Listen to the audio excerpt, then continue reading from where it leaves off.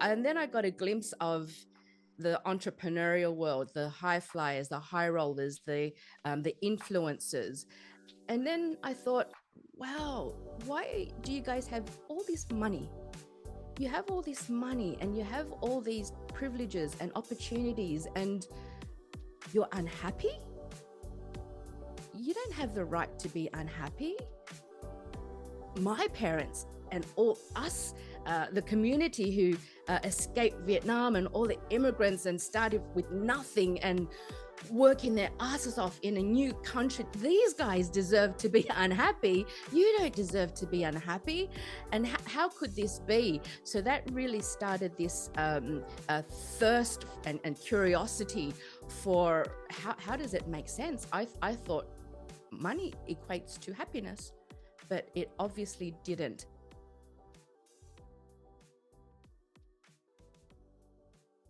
Pauline Nguyen, welcome to the Book Thinkers Life Changing Books podcast. We are so excited to introduce you to our audience and talk about your book, The Way of the Spiritual Entrepreneur. You're such a dynamic person, from being a refugee to creating a world-famous restaurant, The Red Lantern, and becoming an international best-selling author, and many other remarkable achievements. We will certainly talk about all those things, but I want to start with asking you to paint a picture of your childhood, and then asking how you chose to be empowered by your past instead of a victim of it.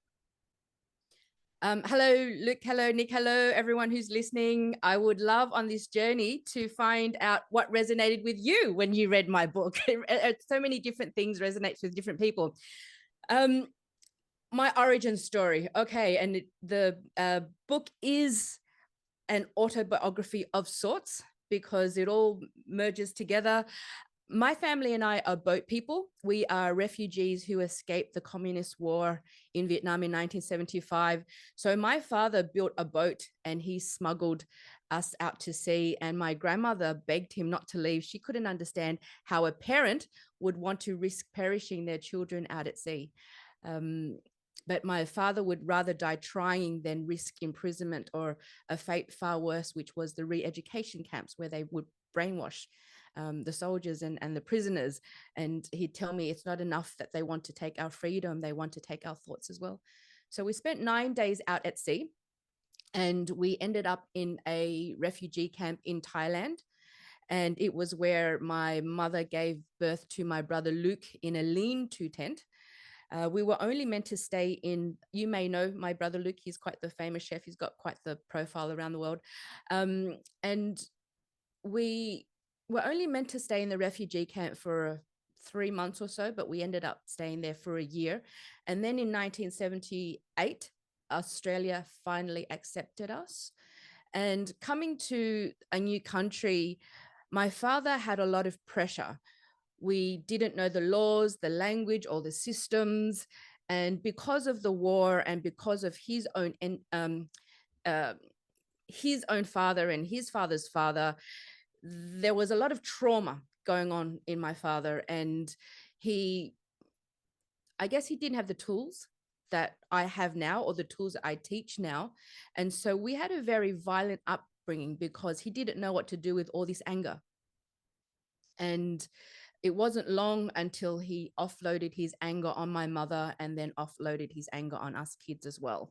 So growing up, emotionally and physically, how can I say, we were a mess. Spiritually, we were a mess. He also made us work very hard. I started working full time in the family businesses when I was 7.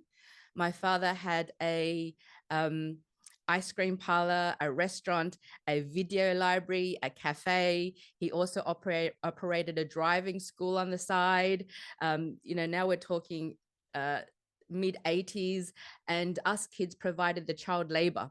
So he instilled into all of us a ferocious work ethic.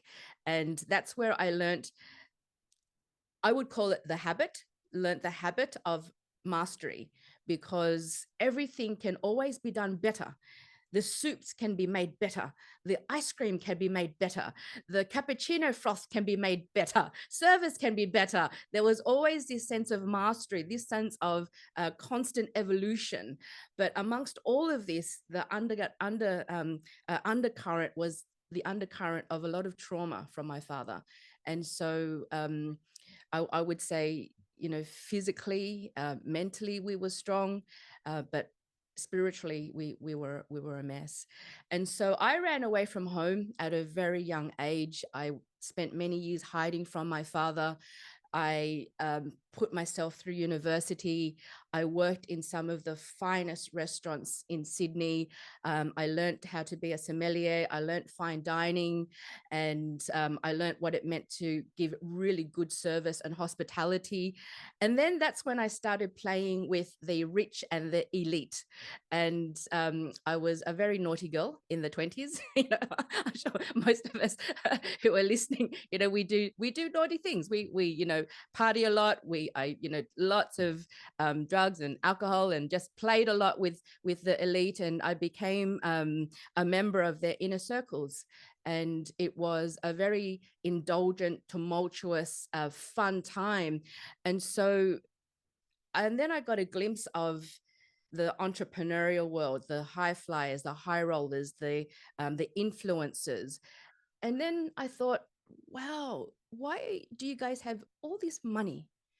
You have all this money and you have all these privileges and opportunities, and you're unhappy? You don't have the right to be unhappy.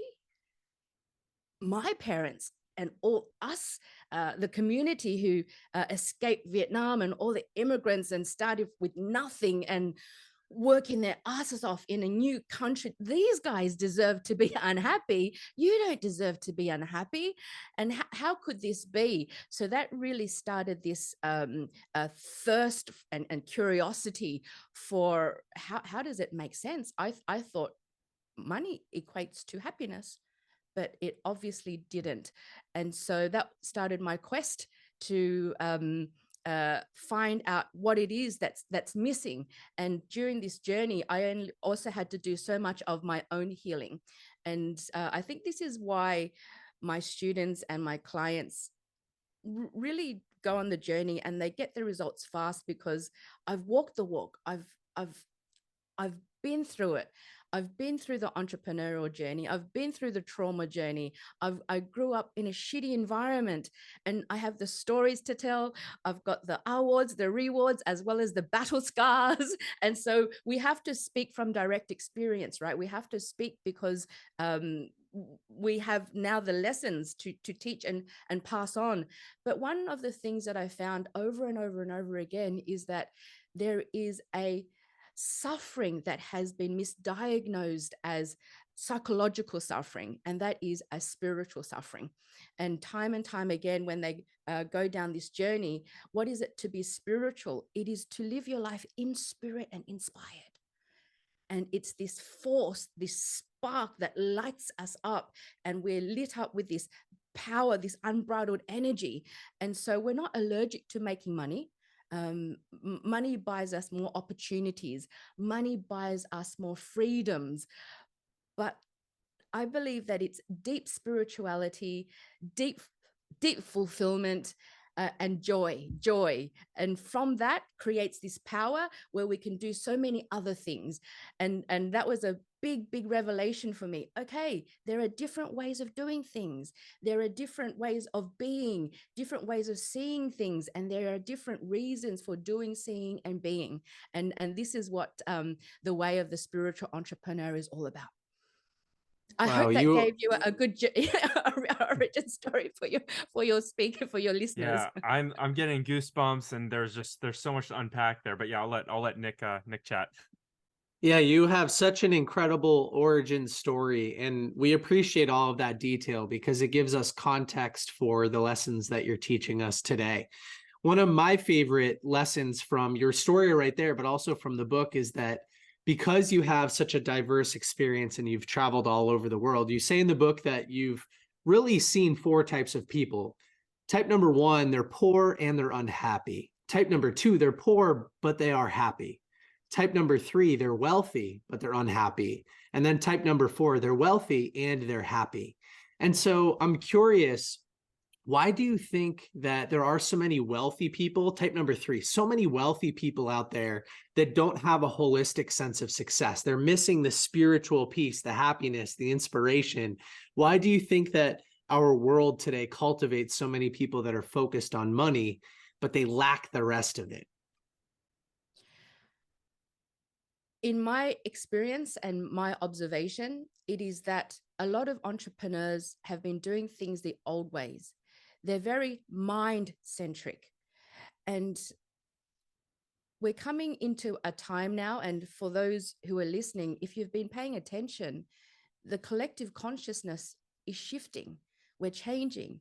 Even the fact that we're on this podcast having these conversations, the collective consciousness, the consciousness that's existing, we're moving into, and they say that any movement, you just need 7 to 10% of the population to really understand and be thirsty and hungry for more, for there to be a tipping point, right? We're almost there. We're almost there. And what's that tipping point? In my observation and my direct experience, having coached and taught so many people, we're coming out of an era where we're so mind-centric. I have to see it in order to believe it. It must make sense to me in order for it, prove to me. And so for those who believe that there is another way, no proof is necessary. For those who do not believe, no proof is possible. And so we waste no time on those who do not or don't want to believe. We all have a different level of development. We all have a different soul age. We all have a different life experience. And so we leave them be. We leave them be. We're not here to force anything or indoctrinate anyone. Everyone is evolving at their own pace, race, and space, right? But the thing is that the collective consciousness, they're moving into a space where we are now more and more heart-centric. Our heart will be the barometer for our future. And so when we are so mind-centric, this is just this level here, right? We have 3 intelligences: the heart, the gut, and the mind, or the brain. And what connects all 3 intelligences? Our breath. And so we're moving into a consciousness now where, I can be all of it. It's not just my mind. I can now tap into my heart. I can now follow my intuition, but that also means that you can't follow your gut if your gut's shit, right? I mean, I've got to clean myself up. I've got to change my ways of thinking. I've got to change my ways of being. I have to honor this body and this breath. And so that's what it means to be spirited, to be in spirit and inspired. Oh, I can actually choose how I want to feel. I can ask myself questions such as, what do I need to do to feel the way I want to feel?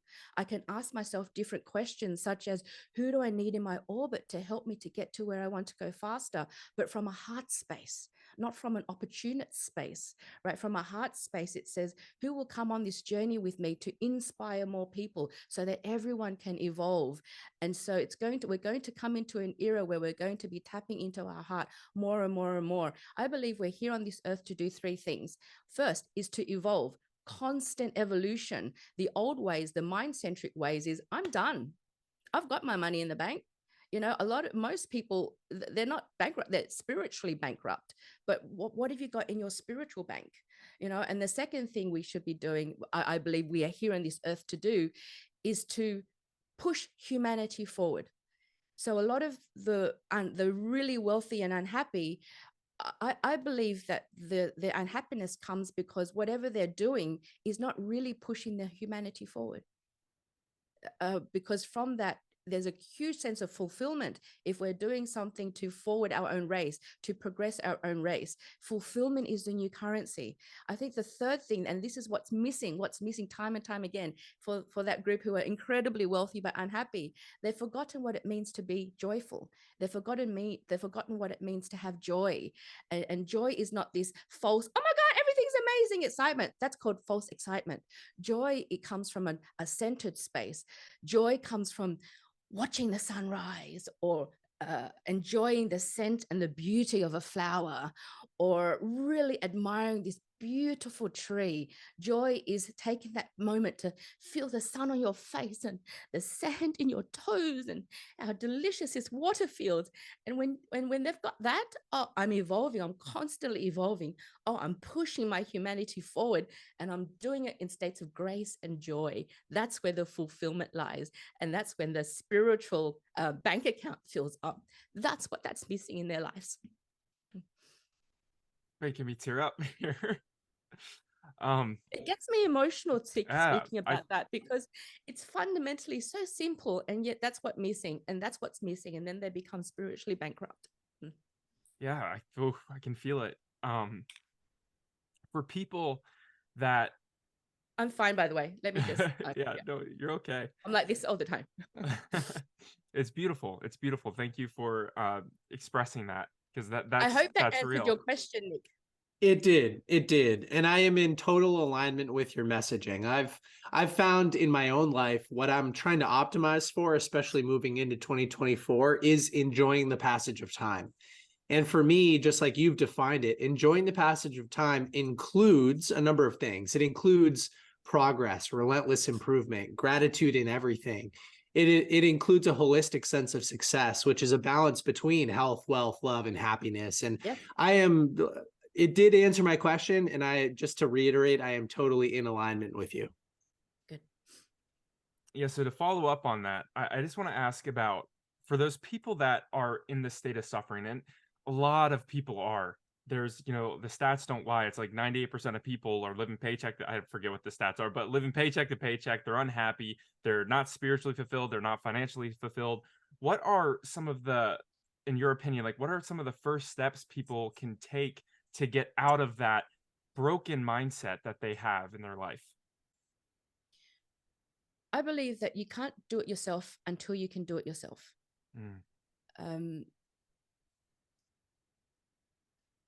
Sovereignty is so very, very important.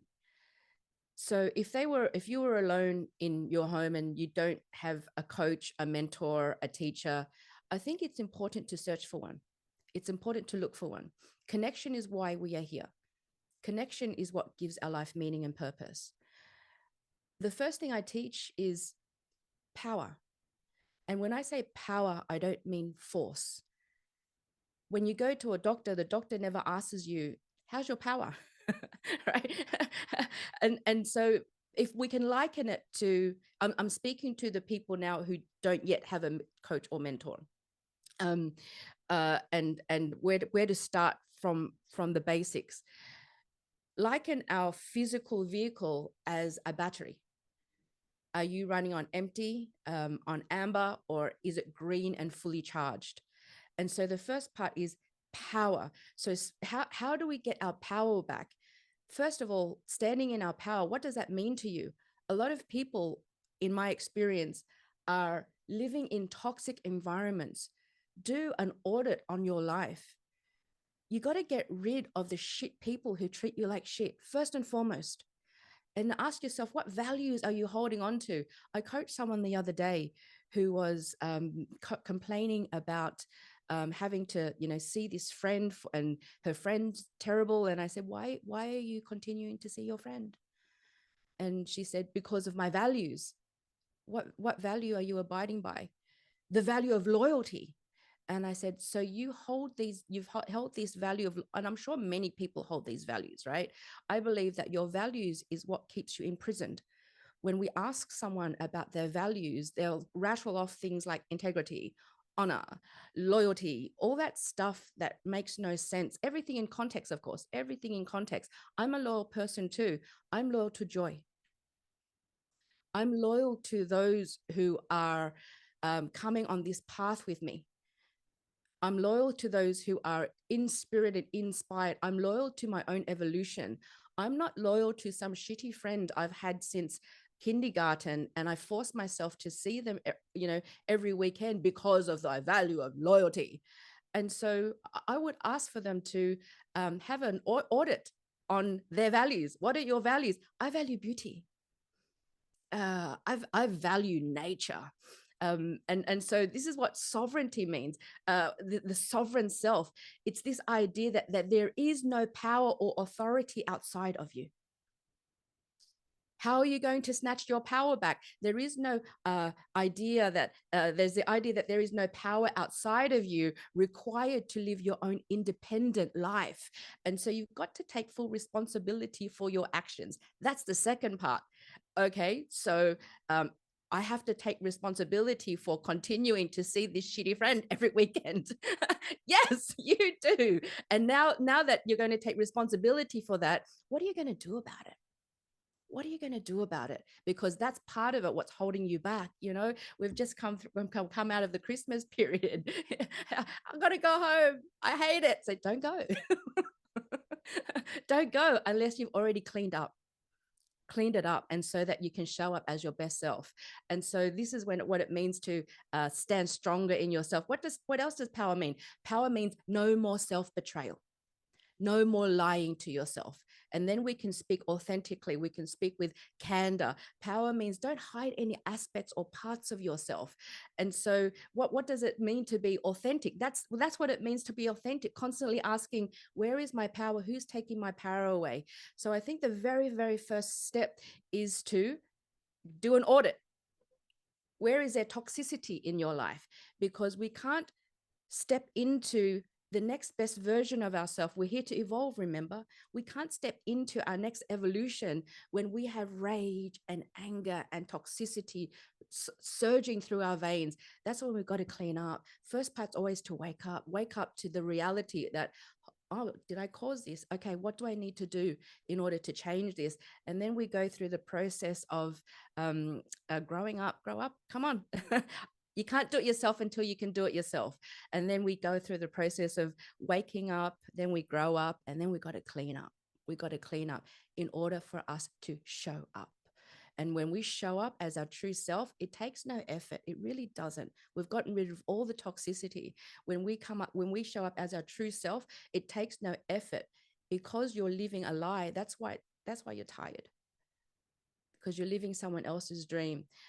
I can't encourage enough, because now we're talking not only the mindset, right? We're not talking about just being mind-centric. We have to also talk about our heart. We also have to talk about our health and our body. And now we talk about the spirit. And so it's mindset, heart set, soul set, health set. And so it's that combination of being all of it. If you're sitting alone, the first part, now we've done the semantic part, tap into your body. There's so much on the internet about breath work. Start to get your sovereign self again. Start to fill yourself up with power again. There are particular breath works that I teach that have literally changed lives, because now you're so full of all this toxicity for however many decades. There are breath techniques that can upgrade your biochemistry. So let's now start getting back into the body. I believe spirituality, it's an idea whose time has come. Let's take spirituality out of the clouds and put it back into our bodies where it belongs. Go out back into nature so that we can remember who we are. Remember is to reattach the member, to remember. Go out into nature, touch the earth, touch the trees, feel the sun on your skin, inhale the beautiful fresh air again. Nature has so much medicine. Never underestimate the power of nature's medicine. And so we don't go out into nature. We are nature. We are nature. That's what it means to go out and remember, connect our member back into nature. Mother Earth and Father Sun have looked after us for eons and eons. And so those are the 3 steps that I would say to someone who is new to this journey and is suffering. It doesn't matter what age you are. Clean up all the toxicity in your life, and you have to get brutally honest with it. This is when you start to feel your power coming back, having boundaries, speaking your truth, getting into your heart. Breath, change this biochemistry, change your energetics, change your electromagnetic signature. And then the third thing I would do is go out into nature, connect back to nature, and then get someone to help you, because you can't do it alone until you can do it alone. Everyone has a coach and a mentor, right? Because that's what we're here for. We're here to do. We're here to see your blind spots, because that's a part about blind spots. You can't see them. Pauline, we are 100% going to have you back for a part 2, maybe a part 3 and part 4. Oh, we've run out Because of time already. yes, yeah, our format doesn't allow for us to cover the whole book, but there's so many things I want to talk to you about. To recap something you just said, I love the idea of auditing your friend group. I heard somebody say recently that if you look at your inner circle and you're not inspired or in spirit, then it's not a circle, it's a cage. Just like you said, you become imprisoned to your value system instead of liberated because of your value system. Yeah, So I love that idea. We become our environment. Yes. We become our environment. Our environment becomes us. We become our associations. Our associations become us. I love it when my clients and my students and my friends, we all have the same verbiage, right? We all have the same verbiage, and it's empowering verbiage. And we have a physical aversion, a physical reaction when it goes into gossip or mean-spiritedness, and we cut each other down very, very fast. That's because we want to keep the circle clean. Yeah. Yeah, that's very true. And as a result, it does a lot of damage. The other subject that you just touched on, breath work, I wanted to highlight something in your book. You gave acknowledgement and credit to your friends in the biohacking space, and I also love the biohacking space. So could you talk a little bit more about the importance of your health and maybe some of your key tips and recommendations that people can implement to improve energy and feel better? Yes. So I believe I think I was biohacking before biohacking was all the rage. So I because love that's that. what that's what it is to be shaman, right?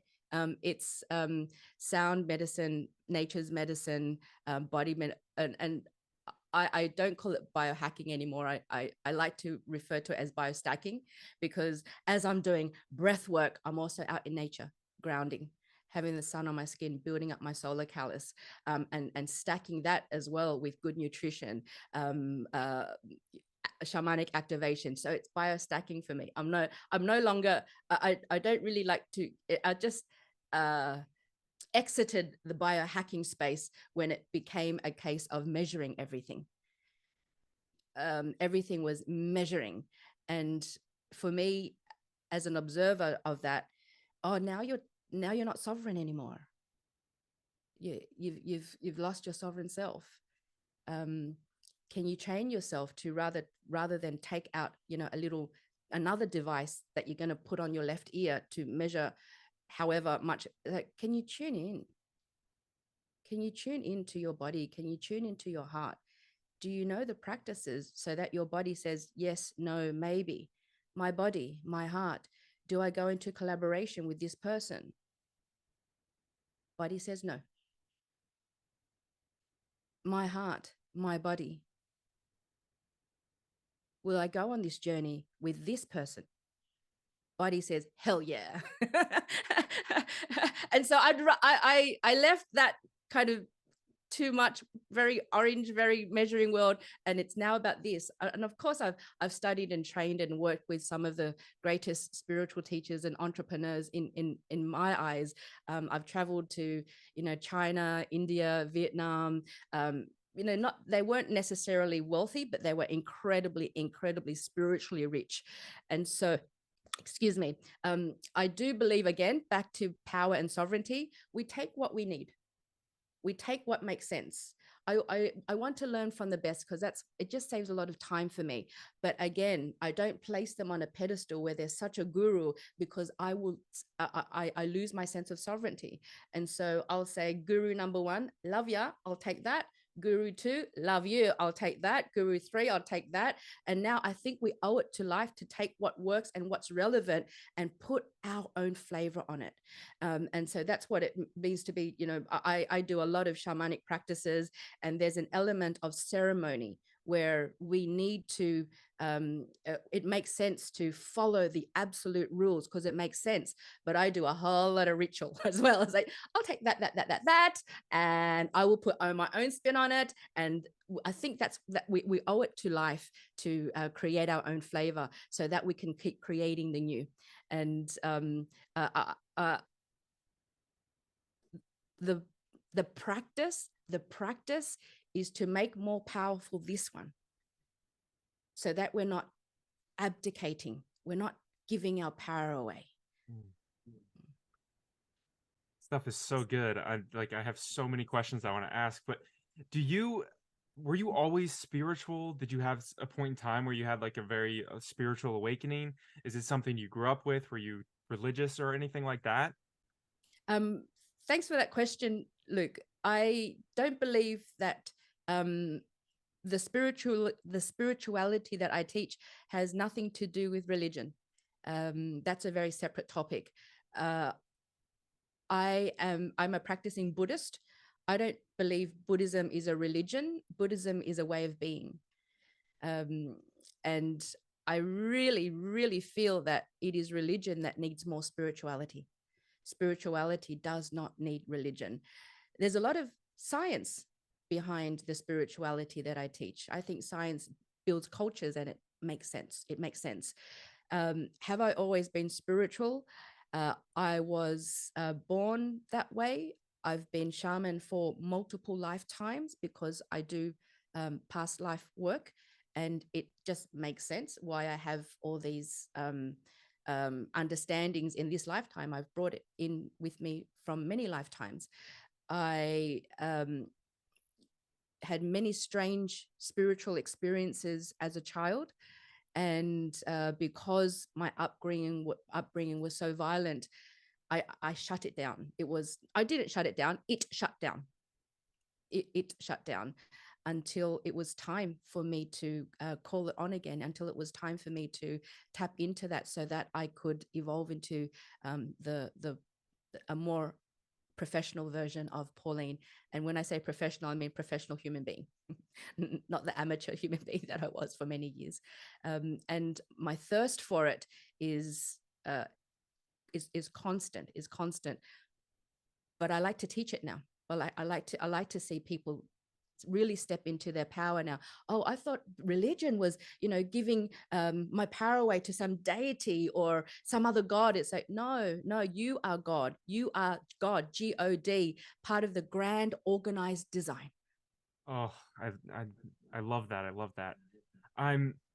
So with your coaching practice, have you found that everyone can tap into the spirituality? Is it because of your past life, or is it in everyone that we can all tap into this higher power? First, I would say everyone can, but does everyone? No. So many people still fight to hold on to their problems. I am not for them and they are not for me. We never force anyone. So, for example, when a spouse or a partner enters my world, one thing I always say is don't force your beloved or your partner to come down this road. Don't force them. We don't force, right? We use power. We don't force. You just go on living your life. You just go on feeling joyful and powerful, and they'll watch you become healthier. They'll watch you, reverse age. They'll watch you be a kinder person, a more inspired and inspiring person. They'll watch, because people don't have business problems. They have personal problems that reflect in their business, right? And then they'll watch your business grow, and they're going to be watching and watching and watching, and they will make fun of you, and they will, because people are always afraid of what they don't understand, right? People are always afraid of what they don't understand. And then one day they're going to say, can I have some of that, please? And that's when we start the work. That's where we start the work. We don't force anyone, because it'll just be so difficult for me. I don't want to push you. Just come when you're ready. And then we can both play. So that permission piece, Luke, is really important. As a coach, a mentor, we have to have the permission first. Then both parties can have this fair value energetic exchange. And from there, it is to get out of your own way. So everyone can, everyone does. We all have spirit. Spirit's been beaten out of us because of the way our society has taken away our power. But the second thing I like to teach is on influence, but influencing through magnetism, influencing through the heart space, not through the old ways of, what influence and persuasion, as we all as we all know it. So to answer your question, can everyone? Yes, they can. But do they? No. And that's okay too. Have you read Power versus Force by Dr. David Hawkins? It's brilliant. I Yeah. love the science behind that. It's so brilliant. And then when we show people the emotional consciousness scale, and they're like, "Oh fuck, is that where shame and guilt vibrate at?" Holy shit! No wonder I've been people don't doing want to that. do business with me, right? Oh, what that? Yeah, I was, and they need to see it, and I love it when they see that science part, and they said it's what it's all about frequency and vibration. I thought they were voodoo words. Okay. I figured you whenever, would love that whenever, book. whenever you're ready, we'll go on this journey some more. All right. And we'll have to do another entire podcast episode, like I've already mentioned, because we've got to wrap things up in a couple of minutes. Here's my last question for you, Pauline. What book have you gifted the most to other people? And you have to exclude your own. So what book have you gifted the most to other people over the last couple of years, and why? Okay, so I don't gift books. I gift notebooks.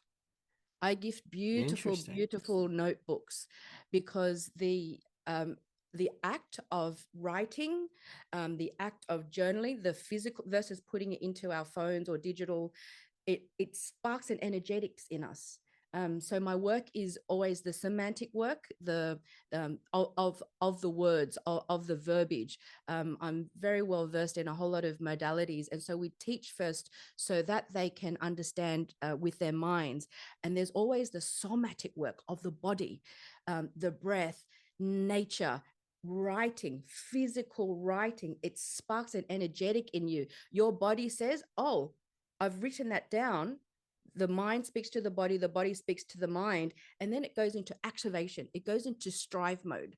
So it's very important to actually write things down with pen and paper, or even with paintbrush. So my work is always the semantic, the somatic, and of course the soulmatic, of the soul, of the spirit. That's when the shamanism comes in. That's when the activations and the meditations come in. And so I don't give books away. I give notebooks away, whether they be leather bound, whether they be patterned, whether they have this very tactile somatic feel to them. And because, again, the whole standing in your power, sovereign, evolving, manifesting, that's why I give away notebooks. Yeah, that's amazing. Thank you. And of course, the way of the spiritual entrepreneur. Yes. There it is. All right. All right. I have two final questions. The first is, where can people go to find out a little bit more about you, to get more involved in the work you're doing, and to find out about your books and courses and etc.? Amazing. Of course, my website, I'm on Instagram and LinkedIn. Please do subscribe and follow the work that I do, because I am launching a brand new course next year called Numinous.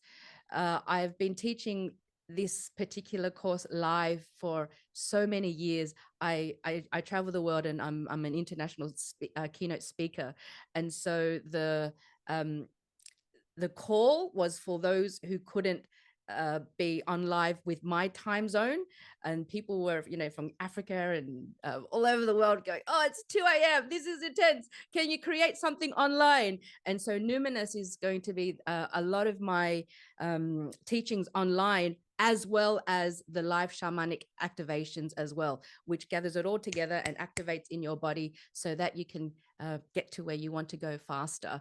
So do follow me and stay tuned. It's going to be awesome. Amazing. Yeah. And we'll definitely link all that in the show notes below. So, All right, the course is called Numinous: Transformational Growth Strategies for the Spiritual Entrepreneur. Wonderful. Well, thank you. And then this is my final question, and that's this. If you pass away and all the stuff that you put out there, the books, courses, speaking engagements, YouTube, all of it goes away, but you can leave the world with a single piece of advice, what would it be? Choose thoughts that create more joy. Choose thoughts that create more joy. Choose thoughts that create more joy. Beautiful. I'm going to be chanting that the rest of the day. I appreciate it. Well, thank you for your time, your wisdom, your energy. This has been absolutely amazing. I've enjoyed this so much. I can't wait to have you back for another episode in the future. Thank you so much. Thank you so much. Numinous transformational growth strategies for the spiritual entrepreneur.